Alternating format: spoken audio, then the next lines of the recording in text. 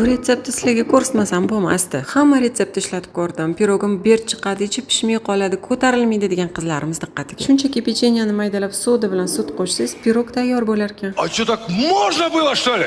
Endi qiynalib nechta tuxumiydi, qatuv soliymi, sut soliymi deb o'tirmaysizlar. Pechenyani maydalab sut bilan soda solib, shunda pirog pishirib olasizlar. O'zimiz no bake cheesecake qilib ustiga krem ham tayyorlab oldilar. Biskov bilan rosa mazali tort chiqsa kerak. Nega retsept olmayapsiz deyshadi qizlar. Bitta retsept olishim uchun oshxonani mikroskop ostida tekshirib, eng chiroyli idishlarni oldimga yig'ib olib, shtativlarni qo'yib olib, yoniga o'zim qiyshayib turib olib, neudobniy pozada 3 soat retsept olishim kerak.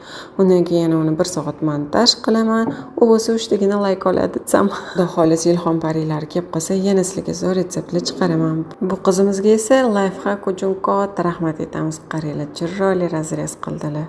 Albatta qilib ko'ringlar, sizlarga ham foydali bo'lsin. Videolarda ko'rishguncha xayr.